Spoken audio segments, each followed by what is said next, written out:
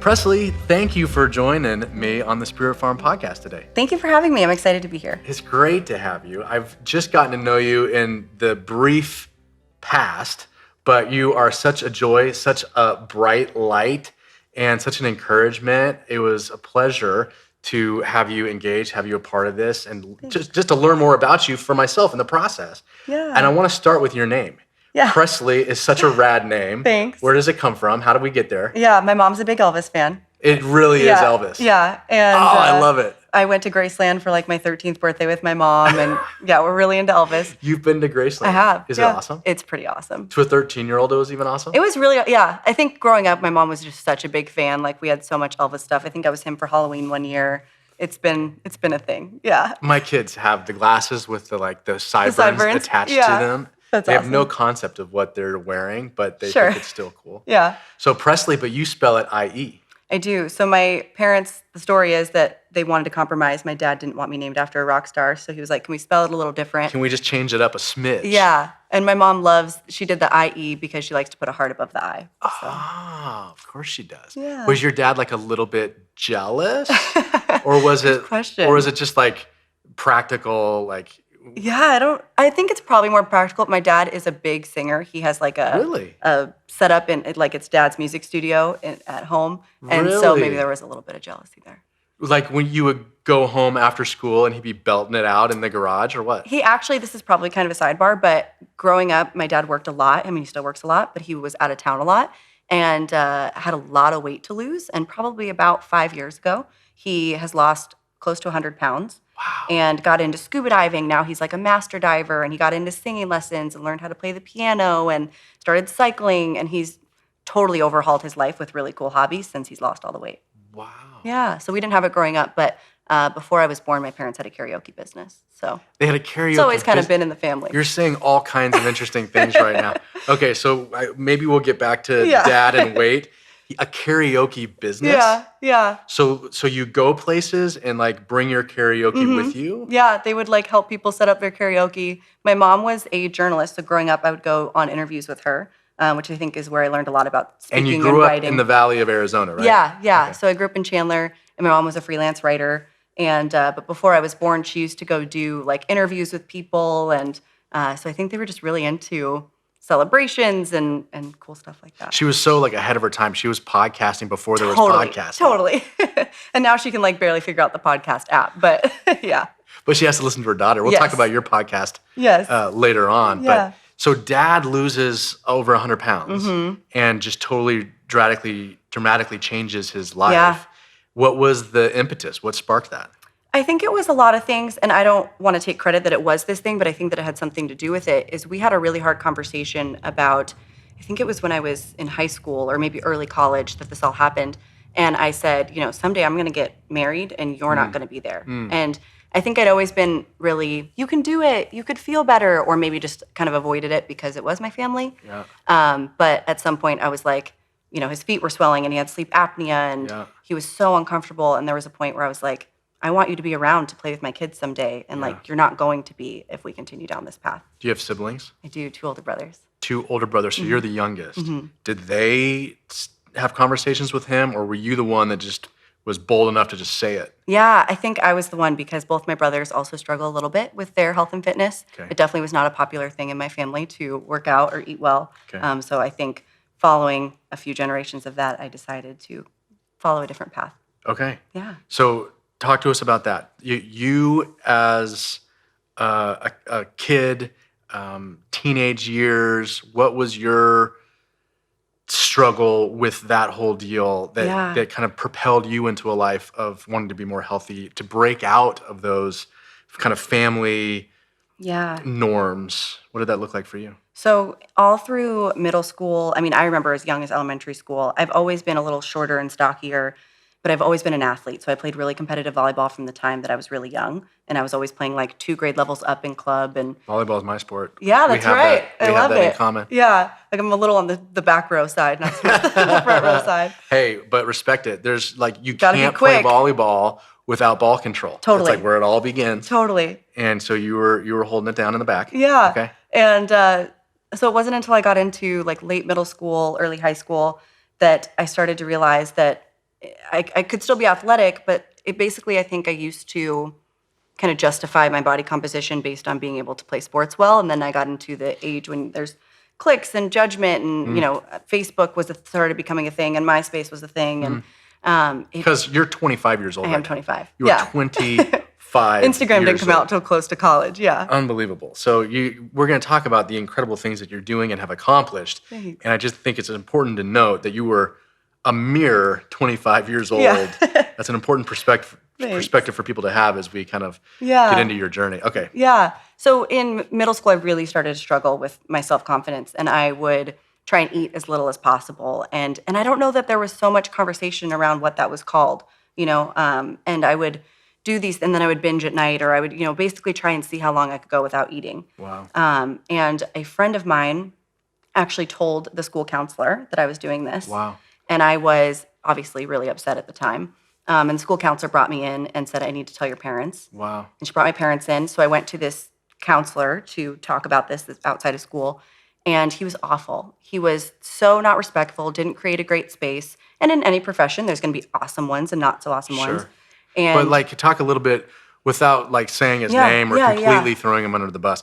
Talk a little bit about what makes someone in that situation. Yeah. They're dealing with someone young who obviously terribly has an insecure. issue. Yeah. And what's the terrible way that he did this? So I came in, and all of the women who worked in his office were beautiful and very thin. And he told me directly, you just need to eat every 3 hours and you'll look like the women in this office. Okay, so immediate comparison. Immediate, no regard for my feelings. Right. This is what you need to do.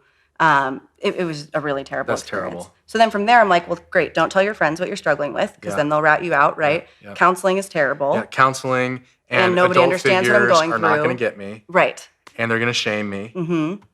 Dang it. So it just reaffirmed everything. Yeah. So then going into high school, I really continued with a lot of those struggles and went back and forth between some of that stuff. Some of that stuff, we're talking full-on eating Full disorder. eating disorder, yeah. A lot of trying different detoxes and reading what was in the magazines. And I eventually got into bodybuilding because I thought if I could get on stage in a bikini and win something, then surely I'd finally feel good about myself. And it sounds kind of silly to say it in hindsight, but I believed that 110%. Yeah. And so I tried a couple times to prep for a show myself, and then I would give in. And I was like, if I pay a coach, so at the time I was making minimum wage, and I took all the money I had and paid a bodybuilding coach. And Making minimum wage doing what? I was working at Lifetime Fitness. At Lifetime Fitness, and you're 14? Yeah, I was 15? 16. Yeah. You're 16. And whatever minimum wage dollars that you're making, you're paying a fitness instructor to help you as a bodybuilder. So he taught me how to train, taught me how to eat, and taught is relative because he gave me a plan that was basically nothing. I couldn't have chicken, I couldn't have beef. It was all fish and broccoli, and I did great. I was a great bodybuilder. I was lean and I won. What did you win? You win a trophy and a medal, and At this big competition? Or? so you go on stage with a bunch of other people, and you pose, and you're spray tanned, and it's At 16 crazy, years old? Crazy. My first show was 18. You were 18. So from 15 or 16 to 18, you're building, you're developing. But where's the eating disorder in this? Had the discipline kind of overcome the unhealth, or did it become its own form of unhealth? I think everybody probably experiences bodybuilding or that kind of thing differently. So I want to speak for everybody. For me, it exasperated it because you become so obsessed with food. You can only eat very few calories. You're working out and you're starving. Yep. And you're dehydrating yourself you're at times, right? You're nutrition deficient because you just can't eat enough fiber or iron or any of those things. You don't feel good. You don't want to go to social situations because you can't eat anything. Looking good and eating well is attainable, but when you want to look like somebody on stage, I mean, it's a different kind of, it's really not healthy. Right. And so that just exasperated my relationship with food. Well, now you're learning all the cheats too, right? You're like, how do we manipulate my body? And how do we do this? And I'm becoming obsessed with looking at it every day. Is it looking different? I'm taking my body composition every day. What does that mean? Like measuring your body fat. So you're measuring body fat, like with a measuring tape? We did it at Lifetime with an in-body machine. Okay. So it sends the electro signals through your body. Yeah, yeah. It gives you a little digital. Yeah. Yeah. So I think that kind of sport just breeds eating disorders because it makes you so obsessed with food and the way you look. Yeah. And I remember so clearly after winning my first show, sitting on my bed in my room, and I'm like spray tanned, and I went and got a burger afterwards. So I'm like super full and bloated, and I had my trophy, and I got a tiara. And I remember thinking, I still don't feel good about myself. And I was kind of like, I just went through all of this, and I still don't feel good.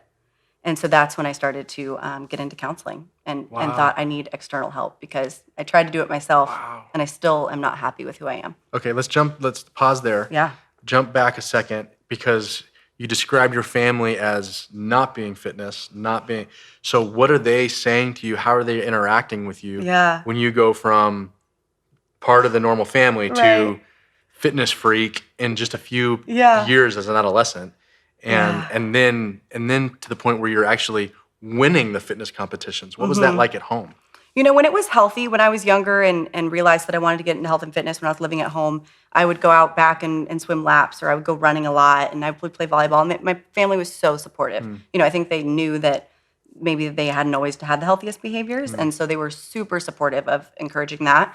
As it got unhealthy and I became obsessed, they definitely didn't love it. But I was so, like, you could not pay me $1 million to eat something off plan at that point. I mean, I was going to win that show or like die trying. And so my closest friends, my roommate, who's still one of my best friends at the time, she was a chiropractor. She worked in body work. She was really into health, and she knew how terrible it was. And she was like, I'm going to do what you want me to do to help you, but I hope you know that you can't do this forever. You know, so she would try and be blunt, but also supportive. Yeah. So nobody really tried to stop me to do it because I don't think you could stop me from doing it. You but were everybody determined. Knew it was unhealthy. Okay. Yeah. It wasn't lost on anybody. No. But you were just so in. To a degree, they probably respected like your discipline. Sure. Right? And so they were going to let this play out. And then you're 18, you win your first competition, and you're sitting at home on the bed, and in your heart, in your soul, however you describe it, you're like, I still don't like myself. Yeah, 100%. Okay, so a little bit more about like, what is that realization like? Is it depression? Yeah. Is it insecurity? Is it just like matter of fact awareness? Like, what's going on inside of you when you're like, all of this training, like all of this sacrifice, and I'm not happy? Yeah. I think it feels a lot like hopelessness, which I think is really related to depression because it feels very, I thought something was going to change. I thought I was going to change. I thought that I would finally feel good about myself, and everything I thought wasn't true. And so if I not only went out and did the show, but I won. Yeah, I won the thing. What else could I have done? Right. And so it was definitely a sense of hopelessness of, well, what could make me feel better if this isn't it? And like a lot of people, I gained about 20 pounds within the first week after my show. Wow. A lot of it's water, you know, because you're so dehydrated. But you're also eating, I mean, I didn't eat fruit. I didn't eat enough vegetables. I mean, I definitely had some fun stuff that I didn't have for a long time. Yeah. But I also just eat like a normal human and put on a ton of weight. So that doesn't make it any better. Well, then because of how you feel physically, or because of how you feel emotionally, like I was this and now instantly I'm this? Both. Yeah, physically, now all the clothes that you bought that were, you know, fit somebody that's 6% body fat don't fit. Yeah. You know, everybody just saw you tan and beautiful with a trophy on stage. Now you don't want to go see anybody because you're bloated and puffy. You feel different, and you feel super insecure. Yeah. Dang it. It was, I mean, it's probably the hardest place I've ever been in my life. Okay. Yeah. So I mean, hopelessness is no joke. No. So you're feeling that you related it to depression in some way. And where did you decide to seek outside help? Yeah. Like what led you to making that commitment? I'm lucky that my mom is a big proponent of counseling. So she's utilized it a lot in her life. And she's always good for her, because that's not normal for probably her generation. No. Right? She had a really awful childhood. And so she knew, I mean, from what she tells us, she knew she wanted to be an awesome mom. And so she went to a lot of counseling and did a lot of self-work. Good for her. And she's the most amazing mom. Awesome. Yeah. So she was super supportive, and, you know, you got to get some external help. And my roommate at the time was really into counseling and had gone a lot herself to manage some things. So a lot of people were kind of pushing me in that direction. And I found a woman that specializes in eating disorders who definitely changed my life. Wow. Yeah. How did you find her? Through my insurance portal. Yeah. And not like a referral from someone who had been impacted, just like almost by chance, although it's not chance, not coincidence. It was like you needed to find Yeah. this particular person. Absolutely. And keeping in mind, I was very jaded about counseling. I mean, my last experience was the one that I had in middle school. Oh, the idiot from junior high. So the idea of going to talk to somebody about my feelings, You're skeptical. totally. And so I went through my insurance portal and searched for people that specialized in eating disorders. And I went in there and was very blunt with her and I don't know if this is going to work. I don't really want to be here. I feel like I need to be here, and just really direct. And she was amazing. Wow. Yeah. Okay. What did do you remember that first appointment? I do. Okay. What happened? What did she do? And what was it that made you go back the second time? She set the expectations, which was awesome. So I've been to a lot of different counselors since then for different things. I'm a big believer in therapy. And the ones that I've always resonated with the most, and maybe it's kind of my type A-ness, are the people that say, like, it's nice to meet you. Here's what you can expect from me. Like, this is how this session's going to go. Like, here's what I hope you get from me. Here's what I'm going to, do with you. And just really lay it all out there. Because I've also been to ones where you show up and they're like, nice to meet you. Why are you here? And then you haven't built any trust yet. And so the ones that want to build the trust before they want to get to why you're in their office, I think make the biggest difference for me. So that's what she did. She set it all out there. And then she also had me do some really cool, she gave me homework every time. So like assignments to do, which I appreciated. And she would have me do like a scale every time I came in. So I would fill out this chart of how I was Where you feeling are on the scale. certain things. Yeah. Which was cool. I wonder if she does that with everybody or if she just understood how you're wired. Totally. Because you're such a type A. I've never asked her that. I should ask her that. Yeah, give Preslie a chart. Right, tell me if I'm making progress. Yeah. Which, it might even be coming off of bodybuilding. She probably knows we're so numbers driven and but she was great. So it worked for you. Yeah. You're in there. What is that commitment like? How are you going down that path? So I went every week for several months, and then I started to go to every other week. And then there was times that I would go once a month, and then week 3 I would start to feel really bad and be like, okay, I guess I got to come a little bit more often. So I really tried to dip my toe in more independence, and then I would come back and then dip my toe in it and come back. And then I also found CrossFit in that time and that community, which focuses so much more on what you can do and being a part of something and working hard more than it does what you look like, was a big game changer for me. Let's talk about CrossFit in a second, but first on the counseling side of things. Yeah. What can you share a few things that resonated with you that helped you to change your mentality around the eating disorder stuff? Was it just like this progressive thing of someone being in it with you and helping you explore yourself? Yeah. Or were there like a couple of pivotal moments where there were clicks or ahas or are you able, do you know what I'm saying? Yeah. Is it just the broader journey or were there some key things? Yeah. I think it's probably both. And there is probably a lot of key things that I could think of, but the one that comes to mind when you are saying that, which probably sounds funny, is we had a conversation about coffee. And at that point, I'd only ever drank black coffee. And I didn't really like it, but I thought that it made me look tougher. Like, I can drink, I don't need your cream. Like, I don't need sugar. Like, I drink black coffee. Like, I was like a weird, and I don't even remember how we got on that subject, but she was like, a lot of what you're doing is like trying to portray that you're so much tougher. You're so resilient. You're so, and she's like, and you are those things. So like, you don't need to act like that. And that was a big light bulb moment for me where I was like, I can put cream in my coffee and nobody's going to care or think less of me as a person or as a tough individual. And so it sounds funny, but that was like a game changer for me when she was like, nobody's paying attention to you. We're all worried about ourselves. Everyone's self-consumed. Totally. No one's criticizing you and judging you because you put, which is a good thing too, because I put cream in my coffee. And I don't need coffee every day, but when I'm at a coffee shop or have a meeting and I get it, it's probably a latte. Yeah. I just need the stuff. Right. I don't do the black thing. I don't even try to pretend that I'm tough. Like that. I've started to like black coffee since, but at the time I did not like it. But now you can do it because you've acquired the taste, not because you're projecting. Right. Yeah. All right. So she kind of lets you off the hook or even opens your eyes to the fact that you're projecting. Yeah. That you're trying to be something and you're like, oh, okay, I guess I can just be where I am. Totally. Did that translate beyond the coffee into other areas too? Oh, absolutely. Yeah. Absolutely. I think growing up, especially in high school and early college and some of those really pivotal years, I thought so much about what other people thought about me and wanted to just seem like I had it all together and like I was smart and knew what I was doing. And I was always involved in way too many things, which now I'm still involved in way too many things, but I enjoy them. I'm not trying to put on some facade. And so she was so helpful in helping me realize that, it all comes back to self-love and what you enjoy doing, and that it's really a waste of time and energy to care so much about what other people think. Okay. I still want to get to the CrossFit, but because you said self-love, tease that out a little bit for us, because that can feel wooey or ambiguous. And it's like, I want to love myself, but what does that even mean? So are there some tools that she gave you to actually love Preslie and to be okay with who you are? And what was that journey like of loving yourself? Yeah. Oh, it's been a journey, and I think it is for a lot of people. A couple big things were, loving myself despite instead of because. So growing up, I think that I loved myself because I was an achiever, or because I won a show, but those are all external things that not only can you not repeat, but I don't know that they're necessarily related to the kind of self-love that we're trying to cultivate.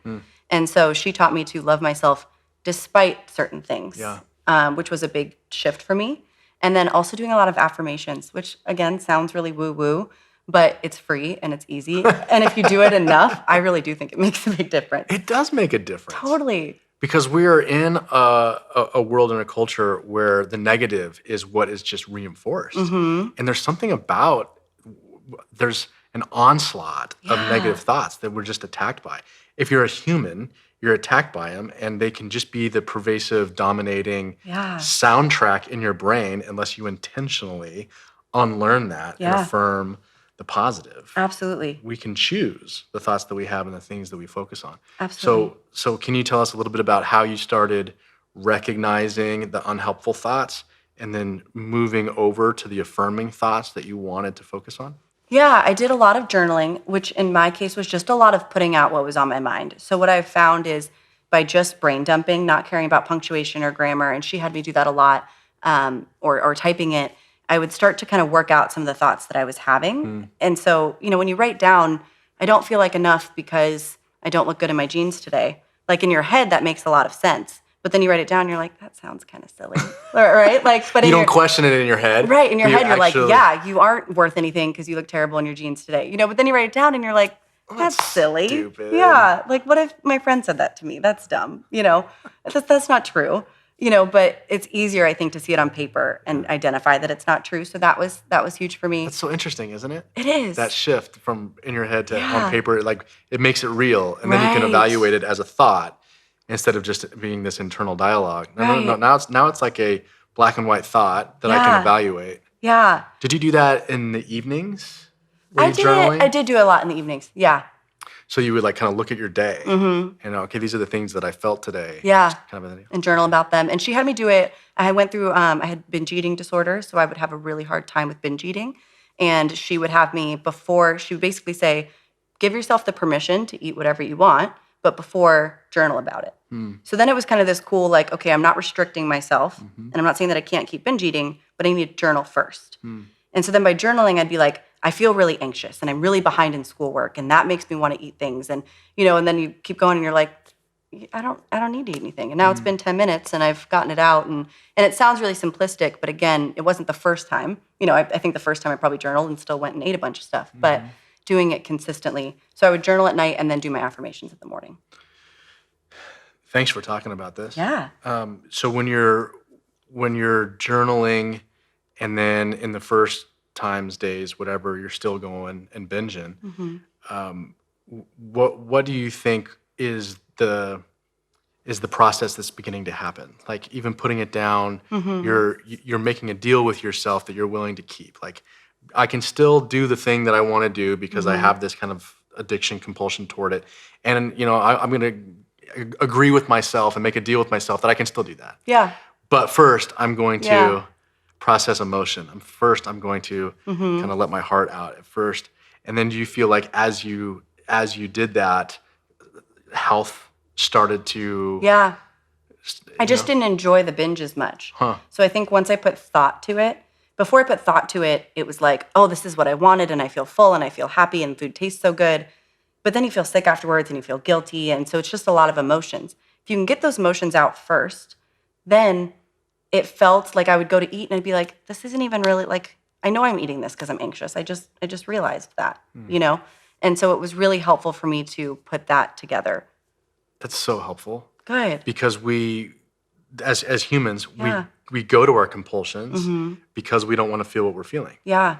And we don't even know usually how to articulate it. Mm-hmm. We just have created this reaction. Yeah. I feel this, I do this. Mm-hmm. I want to feel differently, so I'm Yeah. going to indulge this. Mm-hmm. But forcing ourselves to get the feelings out, to express them, to identify them, puts them out there, and then you can evaluate them. Yeah. And you begin to feel differently or think differently about those feelings. Right. I can totally see how that would work. Yeah. I haven't done that exact practice, Yeah. but in my own struggles with compulsive behavior, I have done a similar thing just intellectually, talking about it with a therapist out loud or whatever, a friend or whatever. Yeah. And it's really valuable. It was so helpful for sure. Amazing. Yeah. So then you combine that, seeing the therapist, writing out your emotions before you would act, and CrossFit. Mm-hmm. And so was CrossFit another one of these pillars that kind of Totally. helped in your foundation, new health foundation that you were building? Yeah. And why?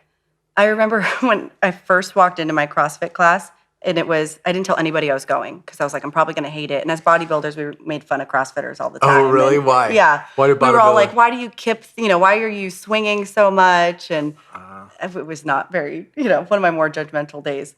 That's a question that I have, though. Yeah. The Kipling pull-up thing. Yeah, it's just to accumulate can't more volume. do it. Yeah. It feels awkward. Yeah. And so it's to accumulate more volume to be Yeah, able to it's do a more more efficient reps. form of movement. Yeah. Okay. Yeah. And strict pull-ups have their purpose. It's just a different purpose. Yeah.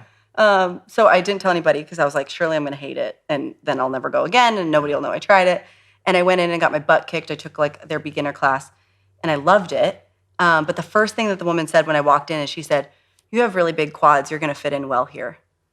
And I remember thinking like, that's cool. And again, it was a little bit body composition related. But in bodybuilding, you don't want big anything. You want to be as lean and as small as possible. So she kind of looked at me and was like, you take up space. This is a good spot for you. And I was like, that's cool. And So you took it as a compliment, like this Totally. might be my people. Totally. Okay. Totally. And it's tough, and everybody high fives each other afterwards. And I didn't feel a sense of community in bodybuilding. And there's always something to get better at.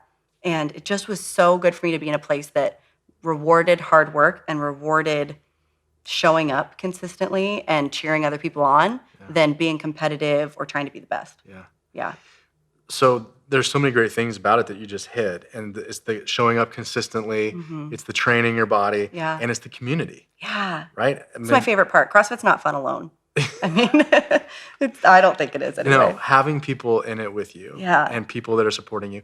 Any of those CrossFit people, did you share with them kind of the journey and what you absolutely. were coming out of? And- Yeah, they all were very, and not at the beginning, but then it all kind of came into it. Because I was really good at strict pull-ups and back squats and certain things, And then when they told me to kick upside down on the wall, I was like, I've never been upside down, I don't go upside down. I don't go upside You down. stand on my hands? Yeah, what? Why would a human do that? Right, this feels like a lot of running. Yeah.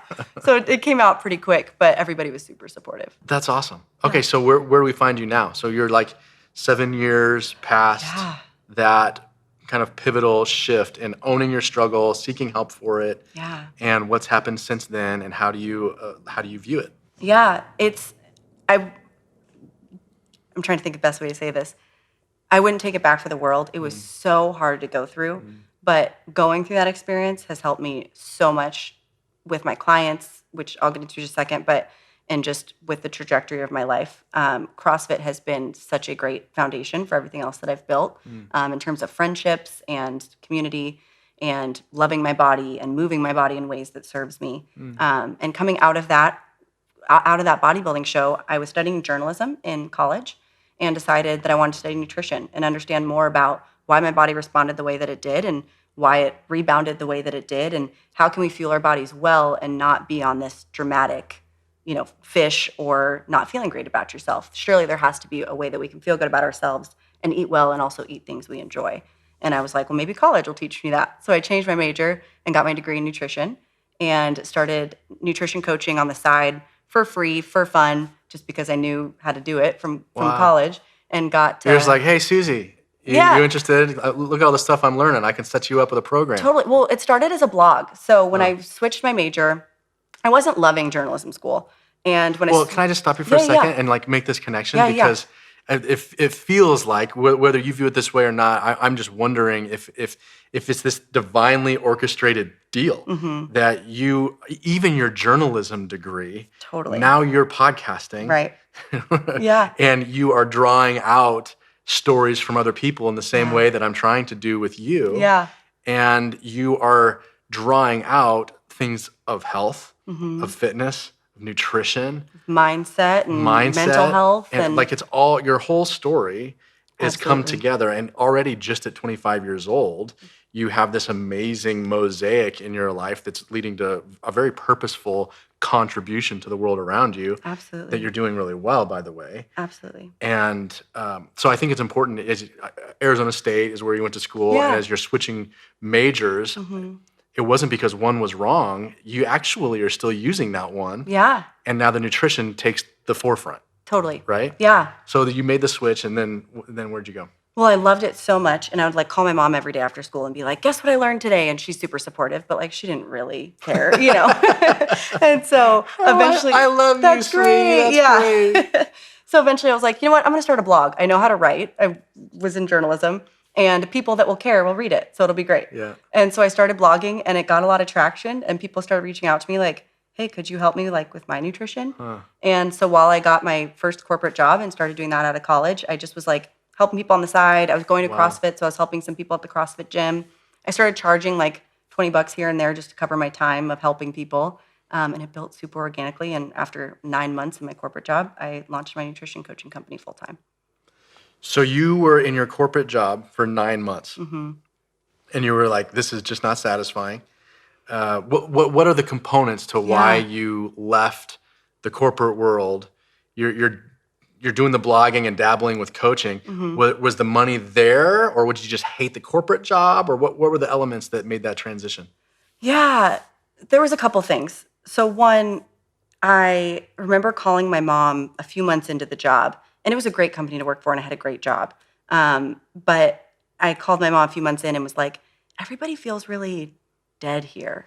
Like everybody eats really crappy lunch, and nobody has any energy, and everybody like says they're working, but they're really talking, and like they go home and watch TV.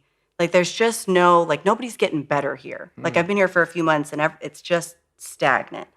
And so I was like, I don't know that I want to be around this kind of environment. And my mom, who's very entrepreneurial, was like, "Well, you could work for yourself." And at the time, I was like, "Okay, like sure, good suggestion, Mom." And but then over time, I had a lot of health issues growing up, and then in that first year of working in corporate America, I got a really bad case of endometriosis and was in so much pain on a very regular basis. And my boss was wonderful about letting me stay home and go to my doctor's appointments. But I was having a really hard time keeping up with my work and just mentally being able to go to these really awful procedures and appointments and treatments that I had to go to, and then go work a full day and try and be okay with that. And so I had a really big surgery where I was going to be homebound for a couple weeks coming up one summer, and thought, you know what, maybe I'll put in my 2 weeks so that I can really enjoy that rest time and then try and build something coming off of that. Okay. We're going to talk about what you built, but first you said you had a lot of health issues growing up, and we talked about the eating disorders, but you also had cancer. I did at 14, stomach. Yeah. Stomach cancer at 14. Yeah. Say more about that. So I had stomach aches growing up my whole life. It was just like Preslie's a sensitive stomach. It's just the way, like just normal. That's the way it was. I was in the nurse's office a couple times a week, getting saltines, getting Tums. It was just, we just like honestly thought it was normal for me, that's just the way I was. And one day I came home from volleyball practice and started throwing up blood. Oh my gosh. It was just out of nowhere. And my mom took me to the emergency room, and they said she's internally bleeding. She needs to go to the hospital. So they admitted me to the hospital, and I was there for a few weeks.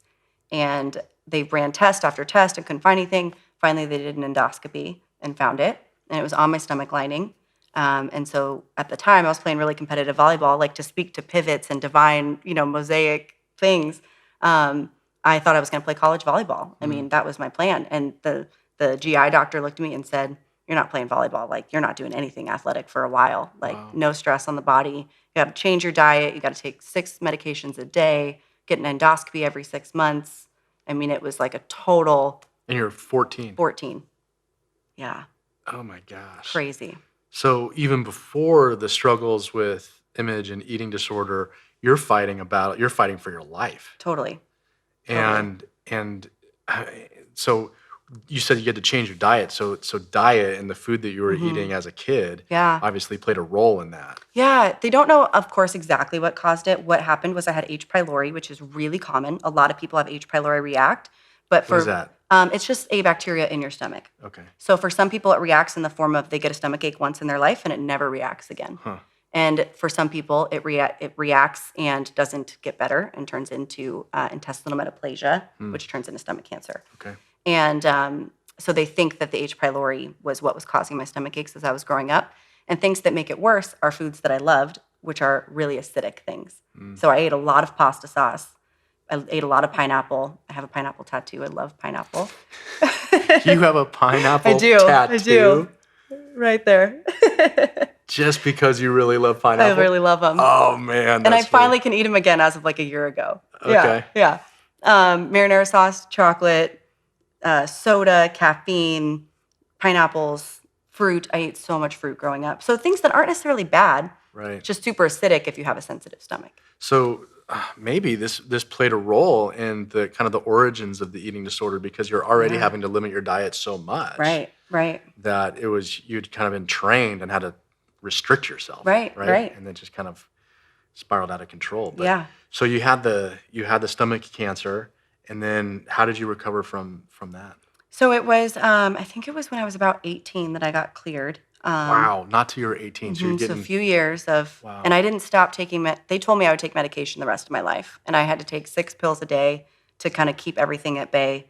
And there was really restrictive, like you had to take this one 2 hours before eating. And so all through high school, I was the weird kid that had to go take medicine in the nurse's office in the middle of class. And they told me I would do that forever.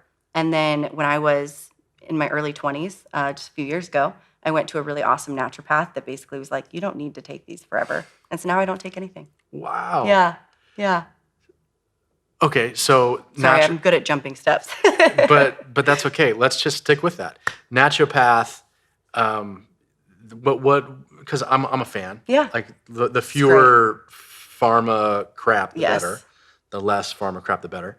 How has the naturopath changed how you view medication and what you're on, what you're not on, what you're doing? Yeah. So you're on these pills your whole adult life until that point, and then he's like, no, or she's like, no, let's do this. Yeah. What was that?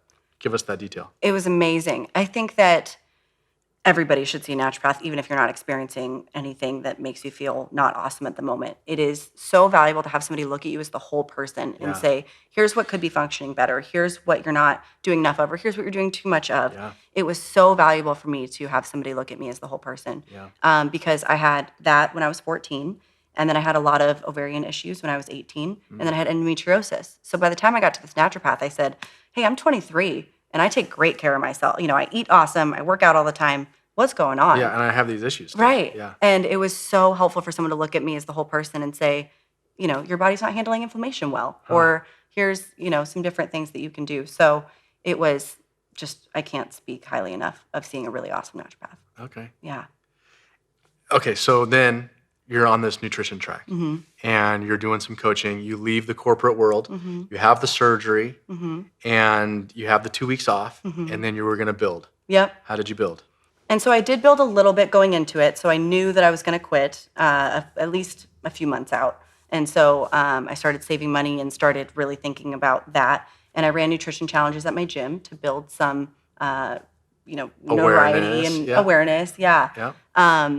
But it was very organic. And the advice that somebody gave me, he was a member at the gym and he was a lawyer. And I basically said, I know I need to have something for some people to sign. If I Google some stuff and put it together, will you just look at it and tell me if it's decent? Yeah, like rubber stamp it. Yeah, just if it's okay.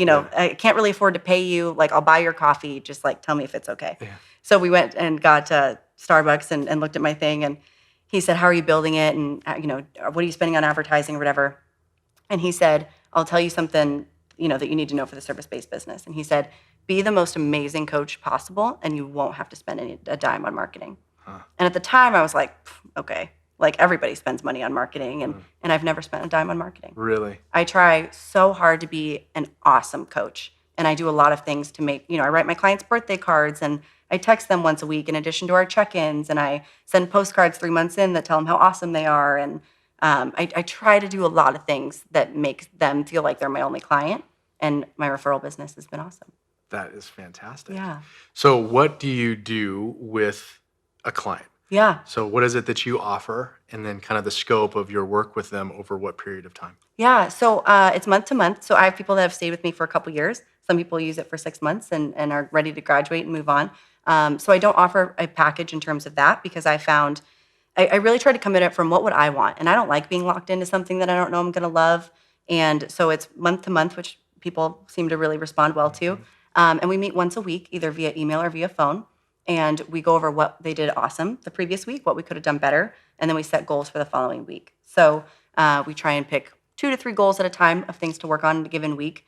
Most of us have a dozen things that we could do better with our nutrition. Give an example, obviously not the person's name, but conversation that you had last week. A lot of people, their goals revolve around eating 2 or 3 servings of vegetables a day, drinking half their body weight in water, getting 7 or 8 hours of sleep, eating a certain amount of fiber, tracking their food in an app so they can see, how many calories and how much protein they're taking in, creating meals that they enjoy eating, because a lot of us don't feel comfortable cooking.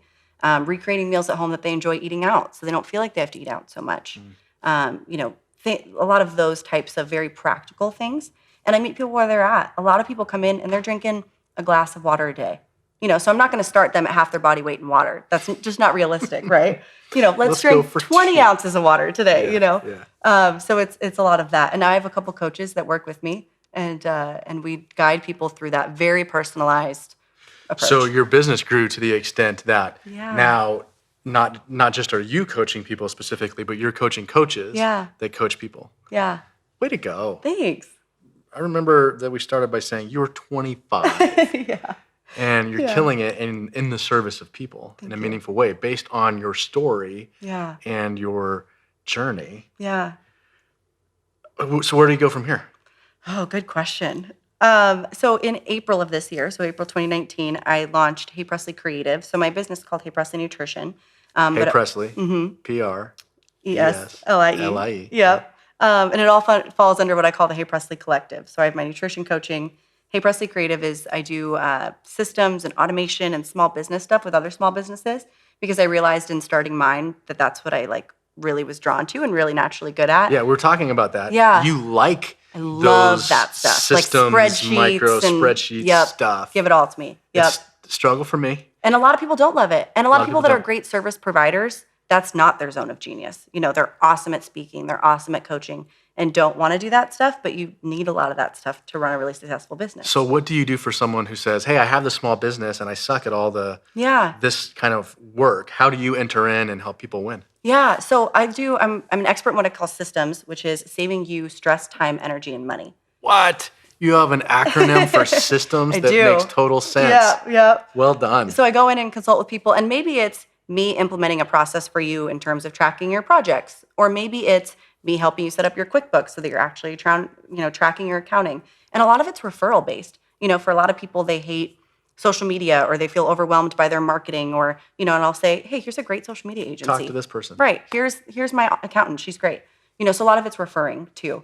But it's going in and helping people find ways to systemize their business so that it can run better so they can do more of what they love. Yeah. Yeah. The Hey Preslie Collective. Yeah. So we got the nutrition coaching. Mm-hmm. We got the systems stuff. Hey Preslie Creative. And then I have a podcast. Hey Preslie Creative, which is web design. Systems, automation, all the small business stuff. So good. Yeah. And then podcast. Yeah. Okay, so how long have you been doing the podcast? I started in April of 2018. Okay. Yeah, so just under 2 years. And I've listened to a couple. Thanks. You're great. You Thank do a you. good job. Let's talk about one of them. Yeah. Because I listened to the one I just listened to was on public speaking. And I thought that would be relevant to people listening, watching. Because just this week, one of my good friends was texting me and saying, I have this presentation to 150 people at work and I'm super nervous about it. Yeah. And it's a big What do I deal. do? What do I do? Mm-hmm. And this guy is gregarious, he's fun, he can be the life of the party, but there's something about like a formal presentation, I got to talk in front of my peers and just panicking, just full on panicking. And I think that's the case for like most humans. Sure. Public speaking is a deal. Even me, I've done it a ton. Yeah. I still get a little bit nervous every time. Yeah. Because anything can happen, right? Sure. But there's something beautiful about it too. On your podcast, you gave some very basic practical tips for people that might have to do some public speaking that I thought were great. Thanks. Would you mind just sharing a couple of highlights? Yeah, absolutely. So the biggest one that really helped me a lot, I did my biggest public speaking event to date, which is why I decided to do an episode on that, because I learned a lot in that process. So the biggest one I probably would say is knowing what the intent is that you want people to walk away with. So this is my big idea. Yeah. I want them to walk away with this. Right. Is go in knowing what do you want them to learn, what do you want them to take away, because then when you're practicing to yourself or with your friends or whoever you're practicing with, you can ask, is this what you got from it? Right. And my first couple drafts, that's not what my people that were listening got from it. No, missed that. I don't actually think that, which was helpful. It's like, okay, let's go back to the drawing board. So knowing what your intent is huge. Yeah. What were some of the other ones that I feel like really were helpful? I would say one of the things that you said was preparation plus being you. There was something like make sure that you're prepared, be yourself. Yeah. So my speech that I gave at that big event was on systems, creating systems in your life and your business. And when I wrote it, kind of going back to maybe some of my counselor days, I was like trying to sound really smart and trying to sound really professional, and here's my perfectly orchestrated trying to speech. Project this toughness. And so when I did it for my speech coach, she was like, this was not, like, I know you, and this was like boring and dry. And she didn't say it quite so bluntly, but that's what it was. I had stats and I was like referencing books and other authors, and it wasn't me. It was like, here's a highlight of the things that I know about systems. Yeah. It was not tactical. It wasn't engaging. So we went back to the drawing board, because I think a lot of us, when we sit down and try to do something and force it, it's not the best reflection of us. But if you just asked me to talk about systems, I'd be like, let's talk about it. Yep. Here's all the great things. Yep. And that's natural, and that's engaging, and that's what people want to listen to. Yeah. So trying to step away from how can I be the most smart, professional, best speaker in the room, and just being yourself. Because people relate to a real, authentic human. Totally. You can give good information, but if they don't connect with you, it's going to be lost. Right. They remember how you make them feel, that's right, as Maya Angelou says. Yes. Said. Okay. Awesome. You're an entrepreneur. I am. Very clearly. We see that. Hey, Preslie Collective and all the things. Yeah. Talk to us about that, just like how you think about entrepreneurship, who should do it, who shouldn't. Yeah. If someone's like, man, I got an idea for a business, or I feel like you, like the corporate thing, I just don't like it. It's not resonating with me. Should I just leave and jump ship and abandon? Like, how would you coach people who are thinking about, I think I have some entrepreneurial tendencies. Yeah. How do I test that out, test my ideas, kind of broach that transition possibility? Yeah, I would say trying to mitigate the stress as much as possible. So entrepreneurship is stressful. You're the one putting food on the table. Nobody's giving you feedback. I mean, that's probably something that I face all the time, is nobody ever tells me if I'm doing a good job. I have to know whether I'm doing a good job. Nobody tells you to stop working or when to start working. So it's a lot of independence. It's a lot of stress. So trying to mitigate that by building it in a way that you don't need it to make money. And I know that's not possible for every situation, but I knew that I was building this thing while I was still at my corporate job so I could save money. And I basically set myself up so that if all my clients quit the day that I worked for myself, I could live for several months. And so setting yourself up financially so that you can make decisions that way, I think is really valuable. Yeah. So there's a risk component, faith component for some people, and at the same time, practical. Totally. Like you got to eat. And I know people say that entrepreneurship is so risky, but I don't see it that way, because I have built trust in my hard work, and I know that if I needed to go make money, I could go make money. And whether that's building a new product or service of my own, or being like, shoot, I guess I got to go work at Starbucks while I figure this out. I think that I depend on myself more than I would ever depend on somebody in corporate America. Yeah. There's people that get laid off all the time. Yeah. So I don't actually think it's that risky. I think it's just being thoughtful and being super open to feedback. everything I've ever done has been as a result. Starting the podcast was a result of people telling me to start a podcast. Starting email coaching instead of just phone coaching was people telling me that. So being always polling your audience has been so helpful. Being aware. Yeah. And they're telling you what they want, Totally. what they need, and And how asking you directly. can serve them. And even the clients I have now, once a month, I say, what could I be doing different? Like, what could I be doing better to serve you? I think that's super important. Well, and I mean, coming full circle to where we started, it wasn't natural for you. You were projecting the image of strength and confidence, right? Yeah. And so now to be at a place where you're actually truly confident, so confident, in fact, that you can invite critique. Yeah, for sure. It takes a confident, secure person to be able to invite critique and say, hey, tell me what you think about this. And how can I serve you better? What's missing? And I think when you're putting in the hard work, I think a lot of insecurity comes from not knowing. And I know that I'm working as hard as I can, and that I'm trying to be a good friend, and I'm trying to be a good coach, and trying to be a good team player, and all of these things. I know that I'm doing my best in all those areas, and that doesn't mean that I'm perfect in all those areas. But how can you really feel bad if somebody gives you feedback when you know you're doing your best? You know you're hustling. Yeah. Yeah. And being yourself. Totally. Yeah. Totally. If you had to, Preslie, pack up your life, put whatever you could carry in a backpack on your back and start over somewhere else in the world, where would you go and what would you start with? That's a good question. You have never left Arizona. I mean, you've traveled, Yeah. but you've always lived in Arizona. You were only 25. If Yeah. something happened or someone forced you Yeah. to put on that backpack and to go somewhere else that's not Arizona, Yeah. where would you go? And then what would you start doing? I'm tempted to say the East Coast, like New York City. I did travel to Europe for the first time this summer, and Florence is the prettiest place I've ever seen in my whole life. So I'm also tempted to say Florence, but probably the East Coast because I really like the fast-paced lifestyle. What would I bring with me in a backpack? I would say probably some form of podcast equipment, honestly. I feel like journalism is such a foundation to everything. We all watch the news. We all read stuff online. Sharing stories is so important, and it's only gaining more traction because we all are craving, relating. We're more connected than ever and more lonely than ever, right? That's right. So I would say some form of like an iPad or a microphone, some form of journalism equipment to continue to share people's stories and give a platform to that. Love it. Yeah. Hey Preslie is the podcast. It is. Hey Preslie Collective is all the things That's right. that you do, the nutrition coaching and the media stuff and the systems stuff. Also, we met at the CrossFit gym, and where I am a fish out of water, trying to intentionally You're doing great. make myself feel uncomfortable because that's a part of this season. But I also brought my kids in there, my boys in there, and one of the reasons why I wanted to interview you and have you on is because I could tell you were a unique and great person, but not just because of looking at your podcast and social media, but because you were great with kids.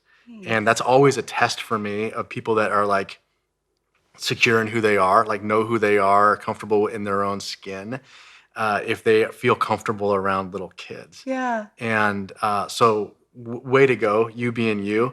Thanks. Thanks for making us feel welcome at the gym. And thank you for sharing so much incredible, insightful things with us on this podcast today, all birthed out of your story, your journey, your pain, your struggle, your wins, your losses in your life. At 25, you have such good things in front of you. I'm excited to see it unfold. Thank you. Thank you so much for having me. I truly believe that I've gone through all of these things to show people that mountains can be moved and you can get through it. And if you're in the thick of some of those things that I've gone through, I hope that it just gives somebody that little glimmer of hope that you can come out the other side. So I really appreciate the conversation and the ability to do that. Yep. Thanks, Preslie.